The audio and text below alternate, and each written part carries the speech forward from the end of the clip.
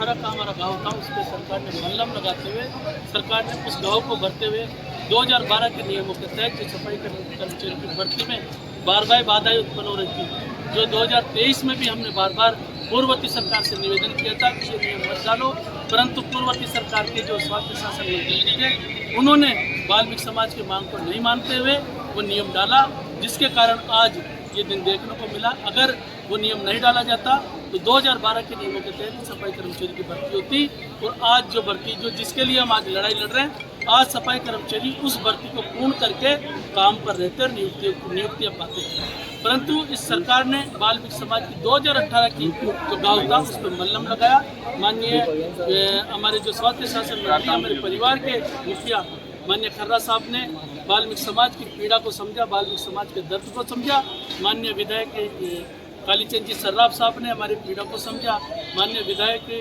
बालमुकुंदाचार्य साहब ने समझा, माननीय विधायक गोपाल जी शर्मा साहब ने समझा, और हमारे इस प्रदेश के मुखिया सम्मानीय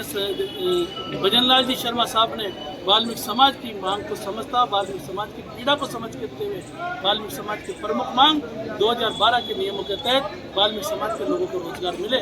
और उसमें वाल्मीकि समाज को प्राथमिकता दी, वाल्मीकि समाज को वरीयता दी। वरीयता के साथ साथ ही कोर्ट केस के जो प्रकरण थे उन प्रकरणों के भी आदेश जारी करें। आदेश के साथ साथ ही जिन लोगों ने कोर्ट केस लंबित चल रहे हैं उनके नियुक्ति करने के आदेश जारी करने के लिए लिखा। अच्छा, विज्ञप्ति की कब तक की मांग की है आपने, कब तक जारी हो जाएगी? विज्ञप्ति 2012 के नियम जो हम चाहते हैं उन नियमों में संशोधन करके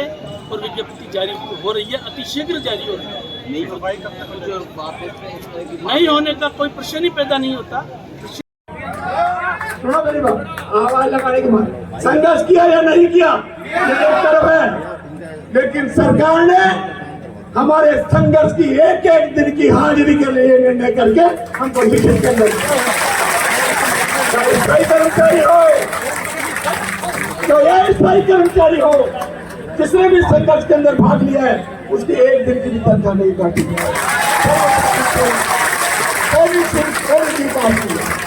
नीति नहीं तोहफा के रूप में सरकार ने आपको दी है। एक बार इसी चीज के ऊपर एक बार ताली बजा करके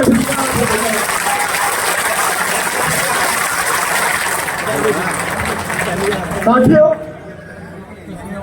हमारे अदालत के अंदर न्यायालयों के अंदर कई दिनों से 8-8, 10-10 साल हो गई प्रकरण चल रहे। कई लोग उन प्रकरणों के माध्यम से हमारे समाज के लोगों के बीच में दलालियों का काम और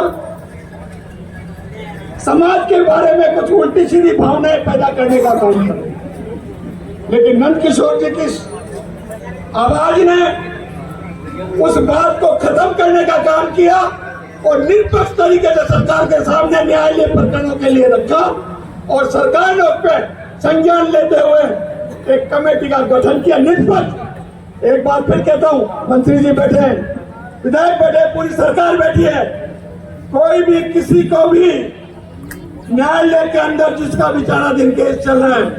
एक पैसा भी नंद किशोर जी के नाम से या किसी अधिकारी के नाम से मत देना। कोई डिमांड नहीं है। आपने देखा होगा भर्तियों के नाम पर